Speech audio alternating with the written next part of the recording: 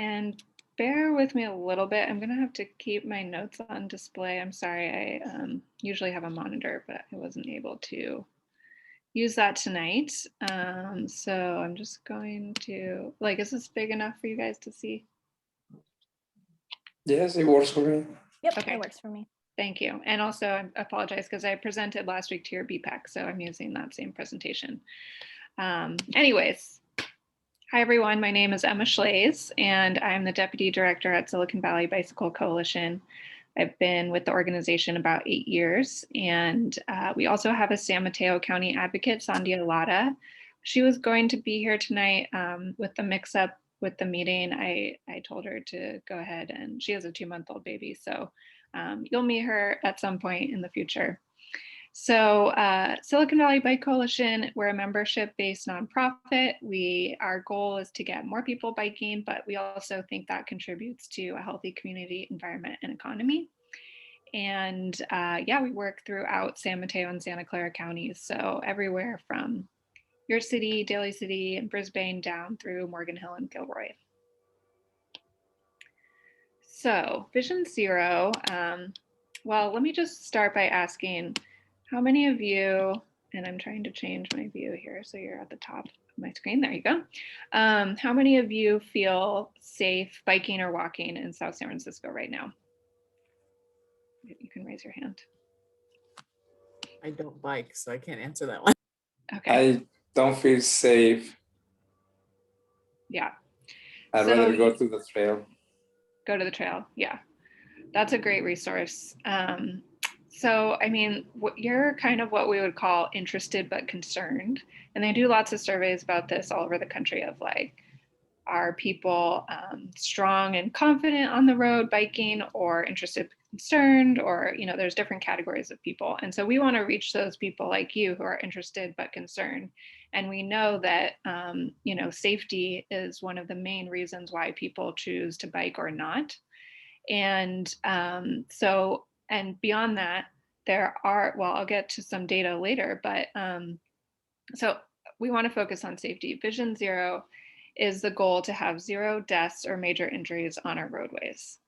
And that requires a little bit of shift in thinking. And I'm going to go to the next slide.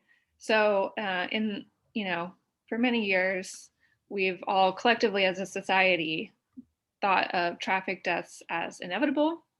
Whereas Vision Zero looks at it like traffic deaths can be preventable if we use the right strategies.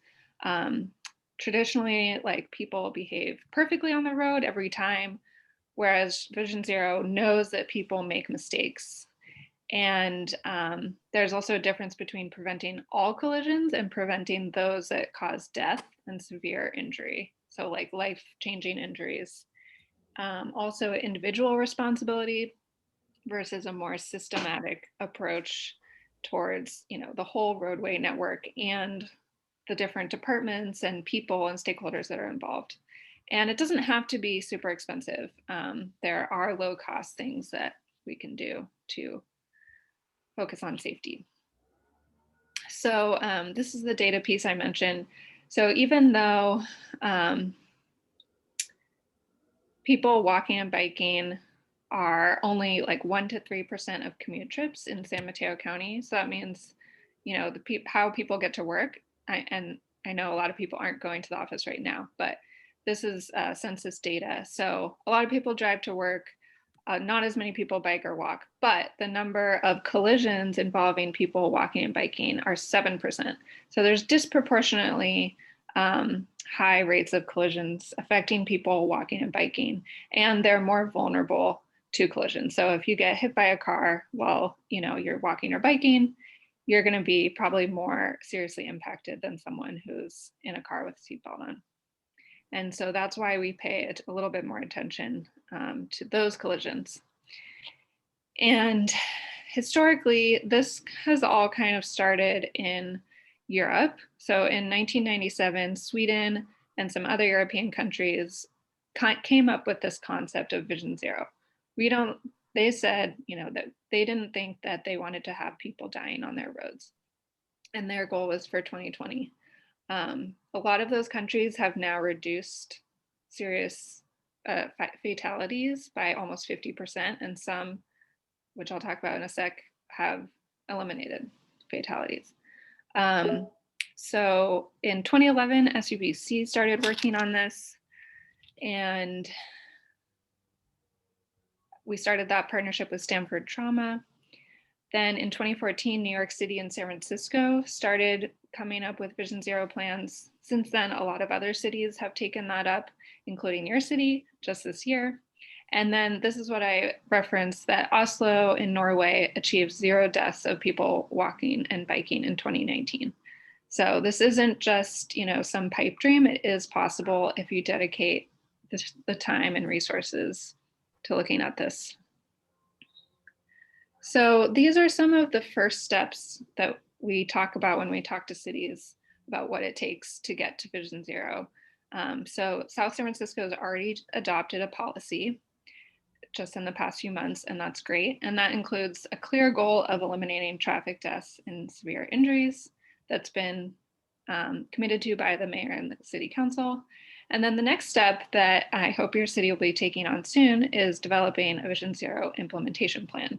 So that's coming up with a bunch of strategies to how you're going to get there as a city. And I'll talk through what some of those strategies are.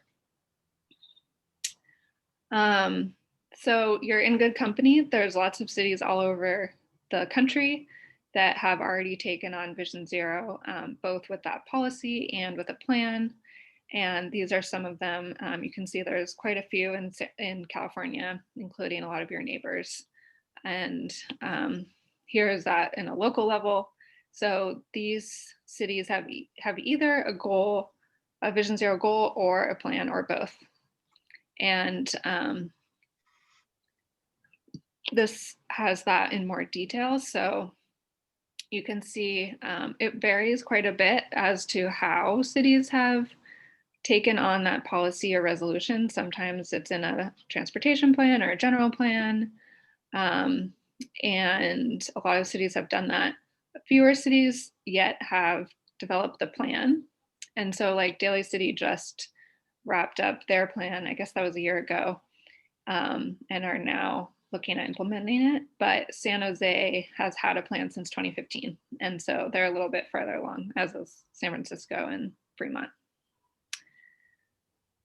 Okay, so the framework that we talk about strategies is the E's. So sometimes it's 4 E's or 5 E's or 6 E's, but you'll see this a lot when looking at Vision Zero. Also, when you're looking through Safe Routes to School programs, they use the E strategies.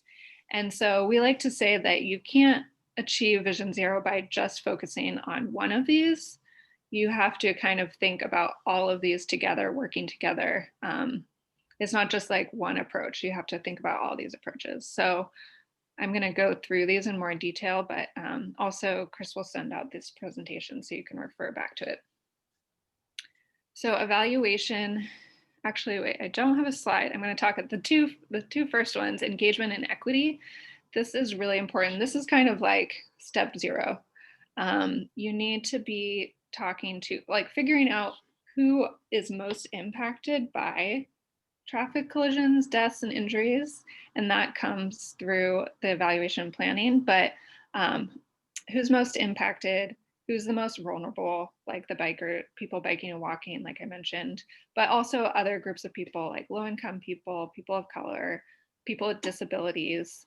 And those people should be included in the process of building your plan and figuring out how you're going to implement it and how you're going to work towards these goals. So starting there, and then you get to the evaluation and planning phase. And so this is an example of City of San Jose's collision analysis. So on the left is a heat map of where collisions occur.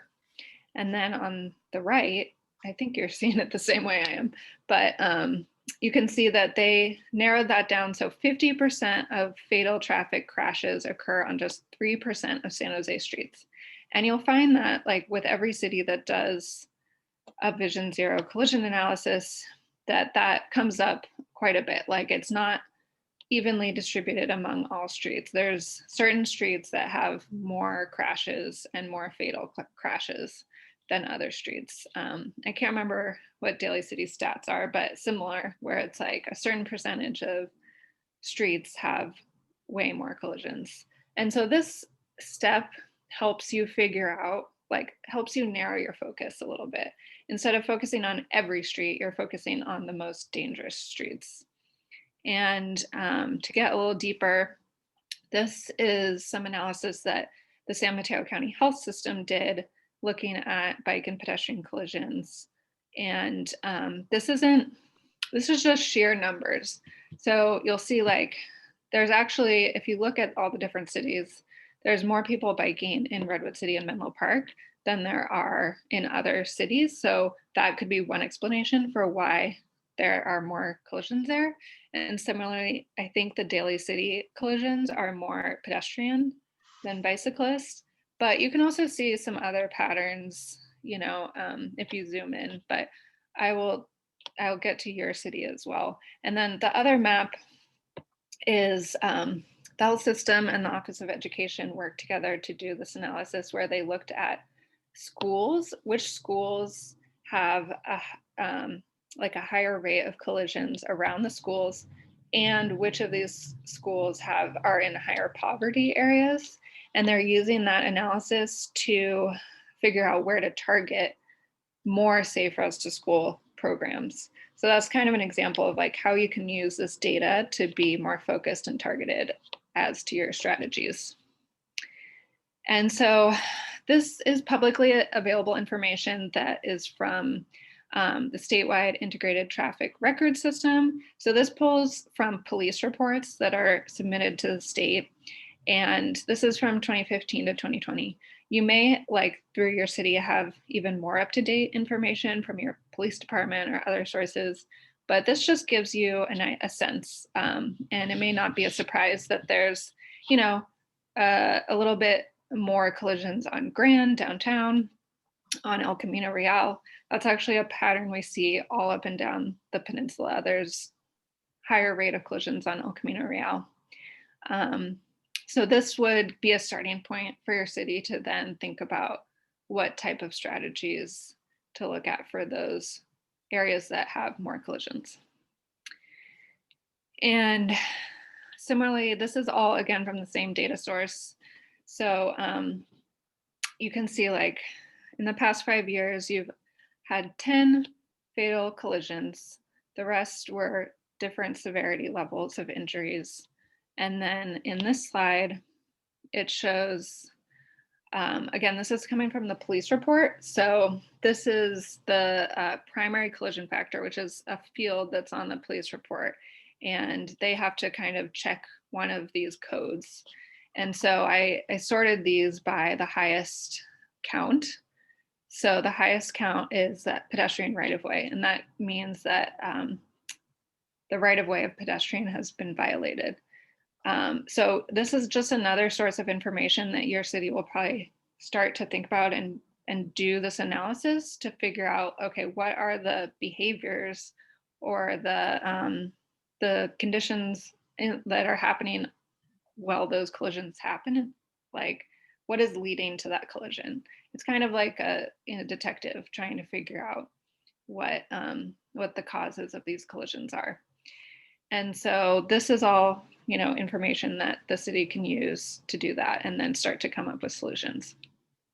And so that leads me to the next strategy, which is engineering. And this graph shows you that the faster that a car or someone driving a car is driving, the more, the faster the car is going, the higher the chance that if hit, someone will be killed. So if you're going 40 miles per hour, it's 80% more likely that you'll kill someone if you hit them. Whereas at 20 miles per hour, it's only 10% will result in a fatality. So that's much better odds. So that's why often in this types of work, we try and look at like streets that don't need to be have as high of a speed limit, and what types of interventions to put in so that people drive slower, especially on streets like around your schools, around your downtown, like places where people are biking and walking more. And this is just an example of what that could look like, and some low cost, easy to implement things. So paint, green paint, I think you already have some green bike lanes. Signal timing is another thing, signs, also crosswalks. For some reason, these two types of crosswalks are more visible to a driver than this type of crosswalk. Also, crosswalks that are painted yellow or have, just more eye-catching designs. And these types of things actually make a difference in slowing people driving down and making it safer. This is another example. This is what it's called bulb outs. So for a pedestrian, like in this top image, the driver may not be able to see the pedestrian waiting to cross the street or vice versa. This shortens that crossing distance and puts them in the line of sight. So the person walking and the person driving can like make eye contact. Just another example. This is a picture one of our board members took. She lives in South San Francisco, of one of the protected bike lanes on North Access Road. So this is just like another great example of providing dedicated space that's safe for people biking. So there's lots of different ways that this can be implemented, but there's also lots of really great solutions that cities have already tried and have already shown that they work, that you can consider when doing your analysis. And this is just an example. I think this is from Los Altos. And this was how they worked in that engagement that I was talking about earlier. Instead of just putting down a bike lane, they did like a pop-up demonstration event of like, this is what the bike lane could look like. And they had people test it out and give feedback at that time. And they had a whole event around it. And that just really helps to engage the community and make sure people feel like they're included and they're part of the conversation. And then they're going to have more buy-in when the project's actually done. Okay, and the next strategy is education. And so that can include youth education, adult education of just how to ride a bike safely on the street. There can also be signs and messaging, like this is a flyer that the city of Palo Alto came up with. Actually, they came up with a series of flyers that they shared in various ways that like explain different types of infrastructure. I think they have one for a bike lane and crosswalks, just like what you should be doing in those spaces. It can also include billboards, like signs at bus stops. If you've been in San Francisco, you may have seen some signs like on like bus shelters or the newspaper boxes, like they're all over the place. So there's lots of different types of education, but that's a key component as well. And it's not just for people biking and walking, it's also for people driving as well. So everyone needs to be involved in how to be on the street safely. And then encouragement. So once you have all that infrastructure in place, you need to encourage people to use it. And so, for example, a few years back, City of San Jose put in a bunch of protected bike lanes in the downtown area. And they also had some parking protected bike lanes, which is, the sidewalk, the bike lane, then the parking lane, then the vehicle lane. And, this was new to the area, so people weren't sure how to use it. And so they in addition to having some signs, we worked with them to do some bike rides and just invited a lot of people out on some bike rides. So they were big public events, anyone could come. And we, toured the new bike facilities that they had. And they're also they have this big open streets event called Viva Calle. And so that like helps to just bring people out and normalize biking, and also provide like a space where someone who's hesitant might be more willing to try it because they know a lot of other people are going to be there. These other pictures are about walking. So like this map, and there's some other signs around San Jose where they have like a sign that says like 5 minutes to the library this direction. Or they have these little maps of like, this is like a nice 20-minute walk stroll you can do around the neighborhood. Just so, just like little things like that that encourage people to get out there and trying it. And that helps. So this, I just noted down some of the things you all are already doing. So I know you're working on a bike and pedestrian master plan. Chris had mentioned that Public Works is doing a local road safety program. So they look at the collision history for your city and does some analysis there. I know you already have some good bike lanes. You mentioned the trails. And actually SUBC is working with Sunshine Gardens later this week, tomorrow, to do some bike education with some of the classes there. So I know you have all things happening. And then just some of the next things to consider as you work on your implementation plan is to think about how to engage the community, do the implementation plan, and then really look at those collision history and figure out where are the intersections and streets that have the highest, the most collisions, and what is low hanging fruit. Like maybe you're already repaving a few streets or have projects going on where you can easily like upgrade the crosswalk or add additional lines on the street or something like that. And then thinking about how to get some encouragement and education programs going on.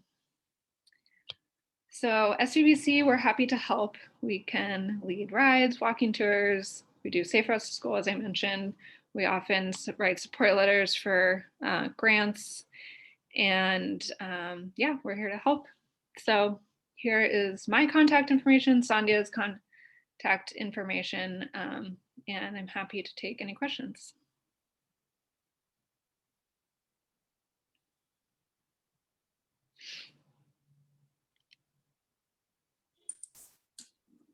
Yes, Emma, thanks for the presentation. Just you said at the beginning, so Silicon Valley, your organization, Coalition is a nonprofit. So do you participate when the city is developing this Vision Zero? Are you part of the downtown in South San Francisco, or is your group putting some of these inputs that you're presenting? So our office is based in San Jose, but we work like throughout both counties, and we have worked with Chris and with some council members to talk to them about Vision Zero. And then this is also another method in which we're just trying to share some tips and education with you guys and with the Bike and Pedestrian Advisory Committee last week. But yeah, we'd be happy to participate. Like for Daly City, and as an example, when they were doing their implementation plan, they put together a stakeholder group of which we were a part of.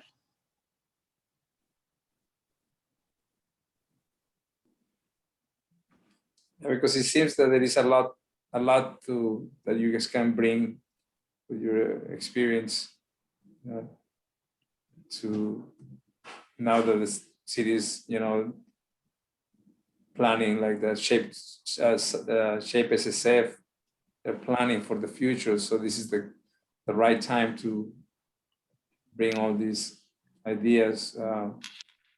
Otherwise it'd be hard later on. Yeah, and also I should have mentioned too that we have a group of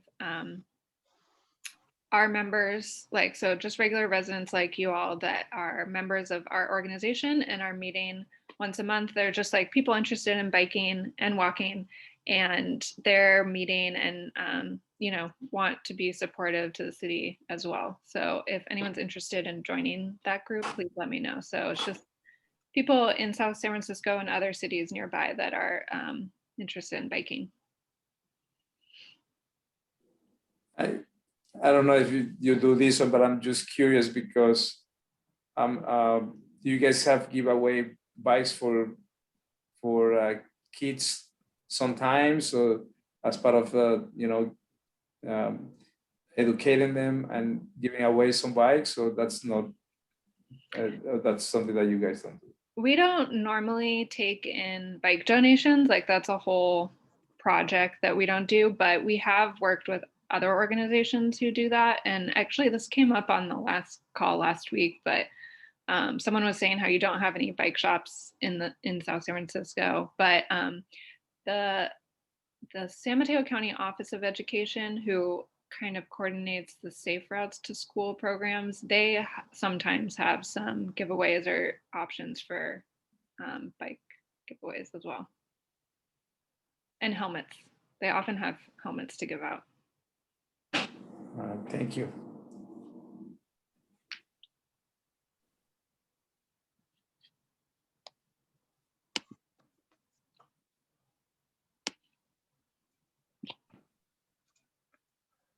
Other questions, comments for Emma? I have a quick question slash comment, I think. Emma, you said that you participated in the plan development for Daly City. Are you also involved in South San Francisco's plan development as well, or no? Well, it hasn't really started yet. Yeah, we'd be happy to participate in any way. But I don't know, Chris, if you know like how or when that would happen. Yeah, so thanks, Emma, and thanks for the question, Vice Chair Fong. The Vision Zero was just passed, I think, February. Yeah. Yeah, I think so. Yeah. So one of those first stages that we have engaged in is that like as Emma alluded to, there's a competing project, not competing project, a parallel project with the local road safety program, and we're trying to figure out ways that we can combine efforts because it's basically duplicate efforts. First step is to adopt a Vision Zero policy by City Council and the mayor and council members, which we've done. Second is to then, like one of two things, either, start to get together your stakeholder group, which will include members of the community, advocacy groups, BPAC, traffic safety, those kind of stakeholder groups, and at the same time start looking at the entire streets of our city from a more specific, like our data collection activities. So that's currently being done right now under that local road safety program. So there's still things that we're trying to get rolling. So engaging with the stakeholder group will likely be our next step, and so we're progressing. We're getting there. Thank you. We're just in the early stages of the Gantt Yeah. chart, is what Mhm. I'm picturing what's going on. Exactly. Okay. And this will actually lead us to intersecting with working with BPAC and all the stuff, having a meeting together, right? That is where it's moving towards. Yes, that, and we're envisioning part of that is also working on getting the Active South City Bike and Ped Master Plan, which one of our recommendations is to adopt some Vision Zero, but that's hence why we were working on it, because we said one of the recommendations was adopt Vision Zero. We did that already. So, like to get that completed in the next year, then that's something that BPAC and traffic safety is definitely going to collaborate on. Okay, thank you.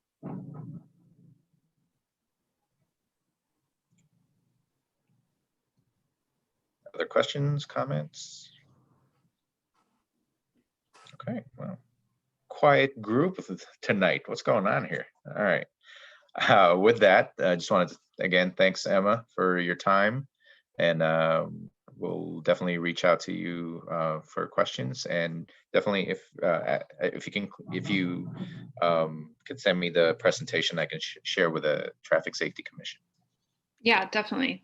Thank you all for your time. It was really great meeting you. And I will include like some follow-up links as well with that presentation, Chris, that you can share out. Great. Awesome. Thank you. All right, thank you, Emma. Thank you, Emma.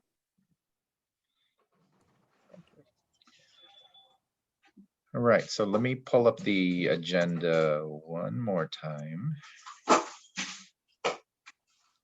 So the only other item that we had was to make sure that the Traffic Safety Commission, and it's something that came up last week, to kind of know what our resources are for those quick fix kind of things. And if like a member of the public does provide some something that they see that they need fixed. So we want to make sure you know about two things. First is Engage SSF. Adina, I hope I had that correct. Yes, Engage SSF. Thank you. Which is an app that you can download. It's on my iOS device, which you are able to obtain. Actually, if you register, you'll get notices from the city. And also there is a requests button that where you could, you know, with your smartphone, you can take a photo of the, you know, the actual situation where it is. If there's something, I believe like one time Commissioner Monzon, putting you on the spot, like you notice like some signs that got blown down by the wind, directional signs that, you know, around a construction area in Oyster Point, you know, like things like that. You could, if you see it, you can take a photo of it, submit it through the Engage SSF app, and it usually gets resolved by Public Works. They never told me their response times, but that's one quick way to get that fixed. So please make sure to find that app on your smartphone.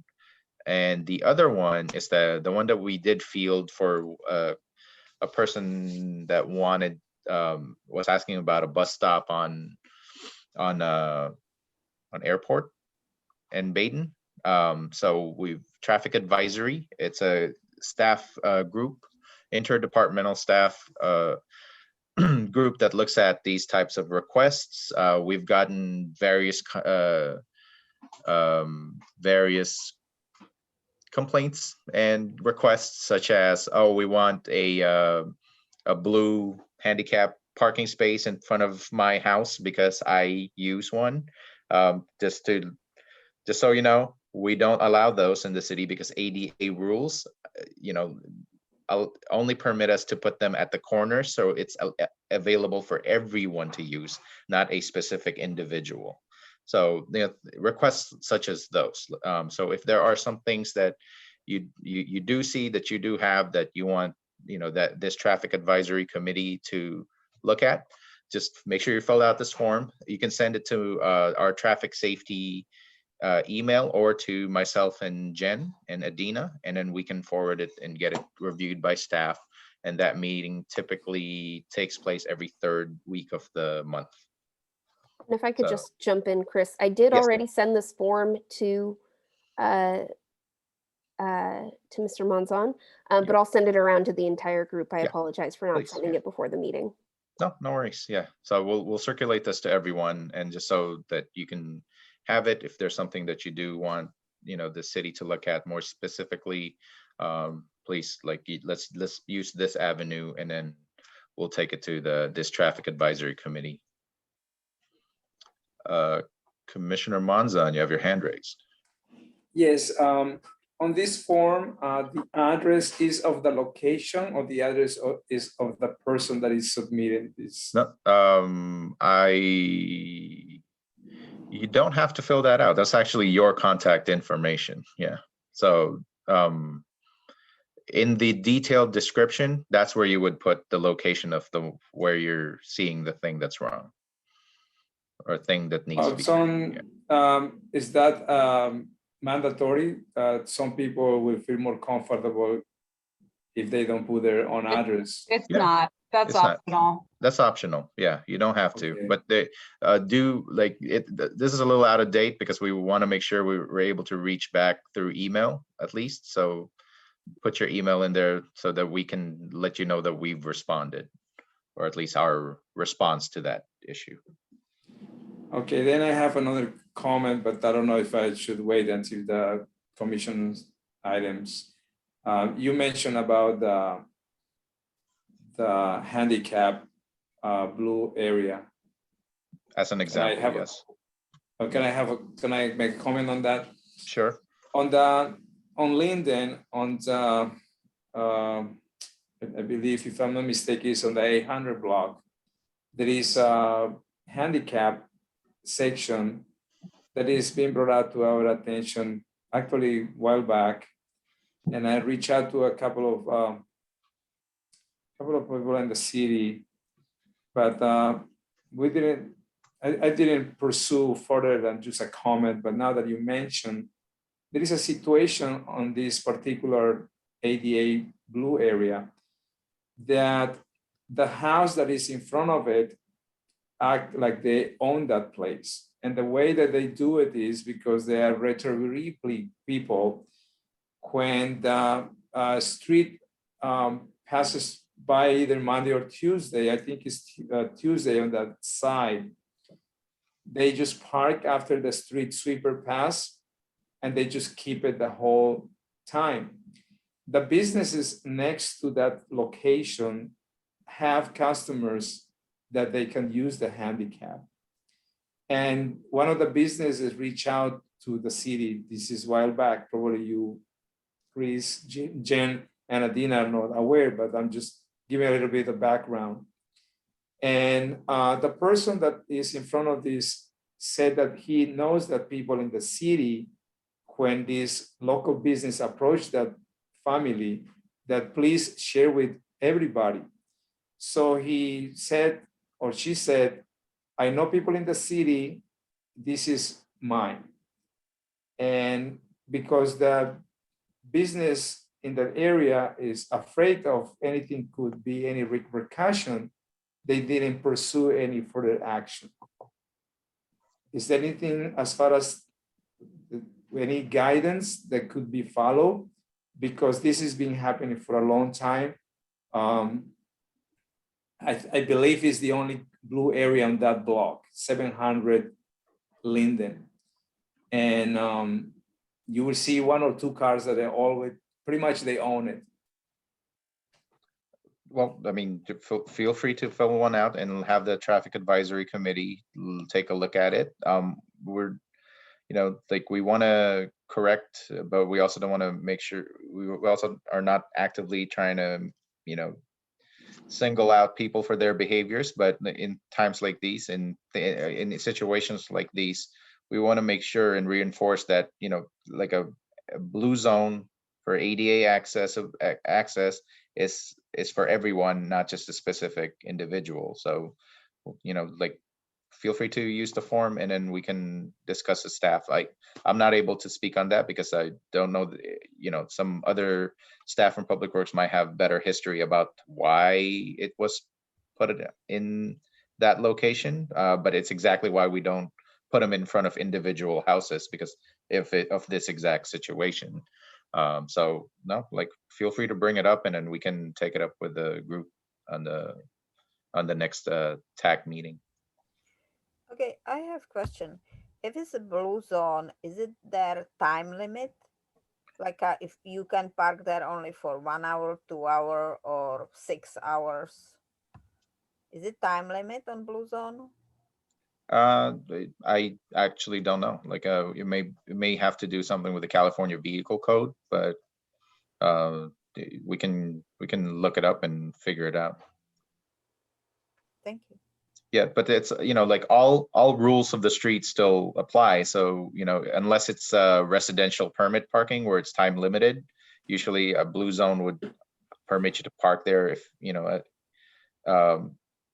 it actually would permit you to park there all day. So it may, so it depends, but like street cleaning, schedules still apply. Like they would have to move their vehicle during street cleaning times and days.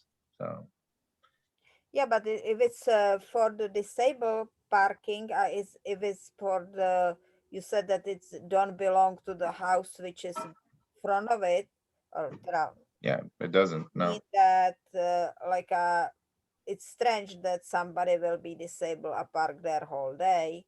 Right. If, it's front of the store or something.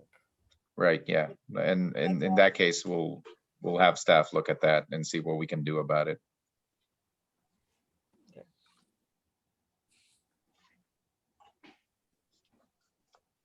For this traffic advisory committee request form, can you access this through the Engage SSF app, or is this a separate form that you have to go to a separate website or something to access this form?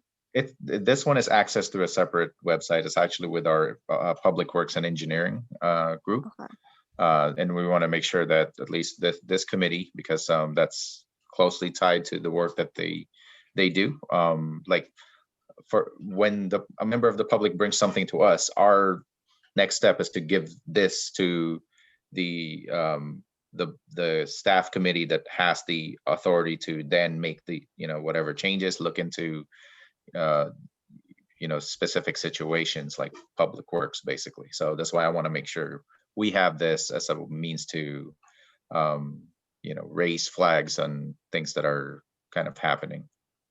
Right. And then use Engage SSF if there are some more specific things like, oh, there's something like there's a pothole here.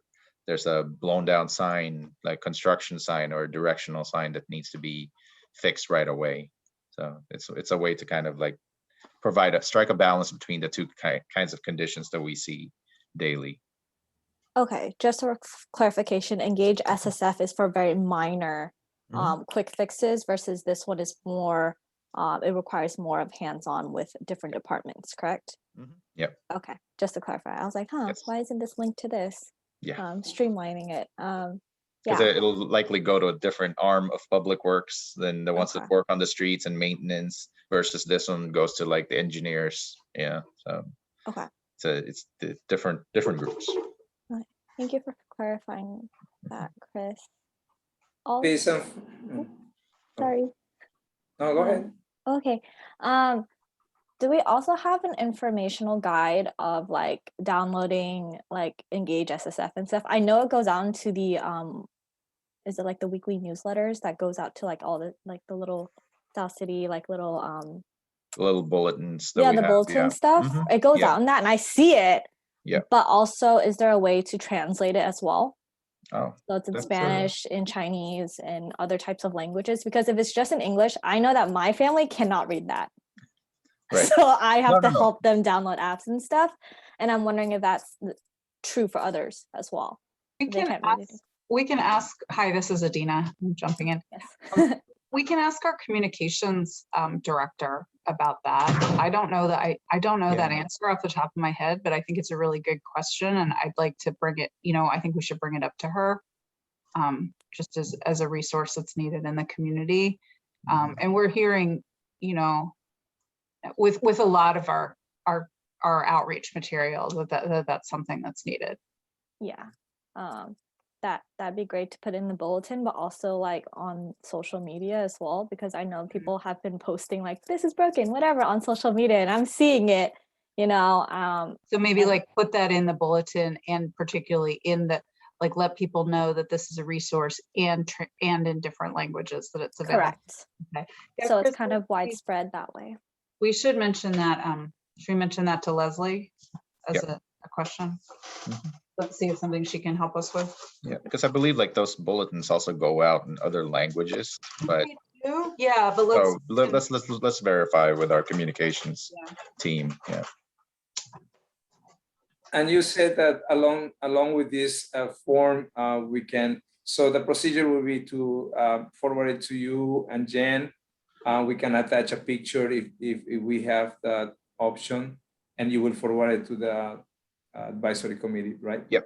And then just to let you know, like if we get it, like let's say the meeting is next week, usually the agenda gets set about midweek the week before. So, but no later than the second Wednesday, like basically middle of the month. And then otherwise it'll be on the next, TAC agenda.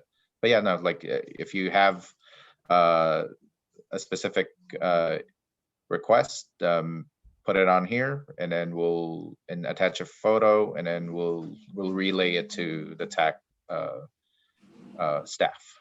And can that be something like, let's just say I present on the, can that be something that on our meeting we share that so everybody in our commission is aware? Sure, yeah. Mhm. Chris, I have Hi, yes. just this slight concern. When going back to Vision Zero, when Ms. Schlaze was talking about visiting Sunshine Gardens Elementary, What was the purpose of that? Encouraging children to ride bikes? Or what was the sole purpose? Do you recall what she said? It's part of their Safe Routes to School program. So mostly it's to teach the kids better bike habits to what to do when you in situations on the street, safe practices and things like that. I believe that was the intent of that one. Okay. I appreciate that.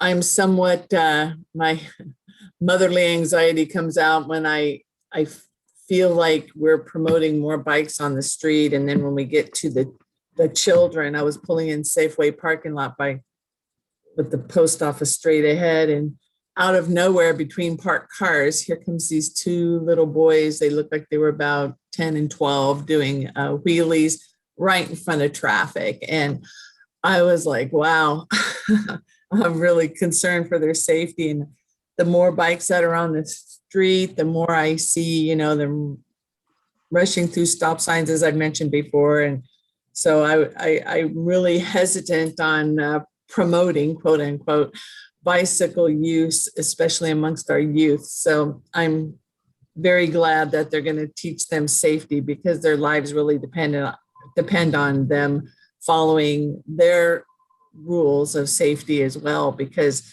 I feel like it puts an unprecedented stress on drivers as well, because if something happens and like the kid comes out between parked cars doing a wheelie, and if I hit him, they're immediately going to think, oh, it's the driver's fault. Yeah, it's a big car and he was just a little kid on a bike. So that was just my concerns out there. So I'm glad they're teaching them bicycle safety. I haven't seen too many kids ride their bikes to school last year, but maybe it'll pick up this year. I don't know when kids come back permanently.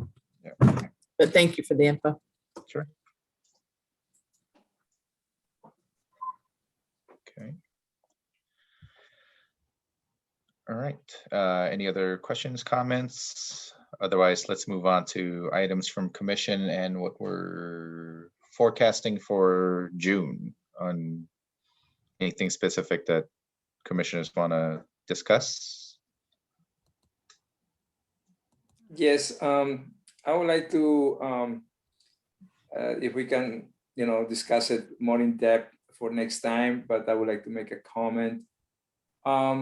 Those flashing lights on Grand Avenue, we have probably like 3 or 4, right? The flashing, yeah. Mm-hmm. Yeah, about. Would it be possible that we can, from our commission, traffic and safety, suggest, comment to the right chain of command in the city to consider to put a few of those on the Linden corridor? For example, as one of the priority would be the Armour and Linden. That is a very heavy corner when the school is open. I think that Dana mentioned to us a while back about that corner being very busy. School is not open, but this is the time to do something, before it gets busy again. Commissioner Monzon, actually, these are the types of requests we get from the TAC. Like, for example, we get requests to remove a street light, a lamppost on the street, because it was shining over their bedroom like at night, and then things like that. So this is actually a good one to put on as a TAC request, because it's a specific improvement that we can look into. So there's a lot of things of this nature. Like this one exactly, pedestrian flashing lights for the crosswalk is actually a good use of TAC's time, because this improves visibility. It's part of this Vision Zero, right? So you want to be able to see folks crossing the street. Like on my only week in the office at the beginning, I used this crosswalk and hit the button and it was flashing light, and I still almost got hit, just because of the nature of Grand Avenue. So you need these things at the very minimum. Right, right. No, like, So but we can why- fill it up, one form with that comment. and then, yeah, and note the streets that you would, that you think that this would be best to Benefit. be put on. Yeah. Mhm. All right, awesome. Yeah. And I want to make a comment too that we did request in the past to send the agenda earlier than Friday. And thank you and Adina and Jen for sending it on Thursday. We really appreciate it. Give us a little bit extra time because to go through it. Friday afternoon is kind of our brain is on the weekend, so I just want to highlight that. Yeah, that's all Jen and Adina. So that wasn't me. Thank you, Adina and Jean. So just going back, we actually still don't have any items for the agenda for next month. Anything else that the commission wants to discuss? Yes, I think it's pending the update on phase 2, right? Oh, Linden phase 2? Yeah. Yeah, so actually, no, that's a good one. Let me ring up Bachhaus and Angel and have them present on the next one on Linden phase 2. That'd be great. Okay. Also, I had a question. Not sure if this is an item, but since California is set to open next month, will we be having in-person meetings, or are we still going to be continuing with virtual? I can answer that, Chris. Sure. Yes, please. City Council is planning, but tentatively to return to in-person meetings late August. And that is likely when we would be considering the rest of the commissions for that kind of same schedule. It's nothing concrete, but that's somewhat of the talks that have been going on. So even though the state is opening June 15th, we don't really know exactly what that means. And we also still need time to reorganize on meeting spaces, or maybe refit those meeting spaces so that we can still maintain some kind of distancing or things like that. So we are still working that out. We would love to get back to in-person meetings. It's still going to be a few more months. Okay, thank you, Jen. I was just wondering about that. I was like, I haven't seen you all in over a year, by the way. So it's kind of, I don't know, it's kind of weird. I like it in person where we're all able to be in the room together and have a discussion, an in-depth discussion about things. I mean, this is fine too. I like you all now on camera. I'm not saying I don't. It's just like in person is a different feel, just Yeah. saying. Other commissions Yeah. and the city councilors are eager to get back as well. So you're not alone.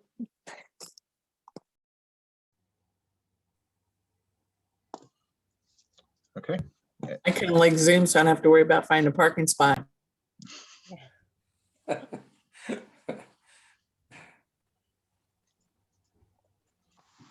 All right. With that, Vice Chair.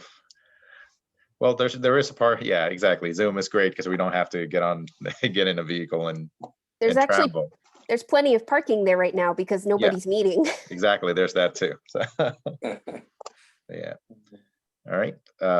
Vice Chair Fung, if you want to adjourn us and note the time. Okay. Thank you to everybody.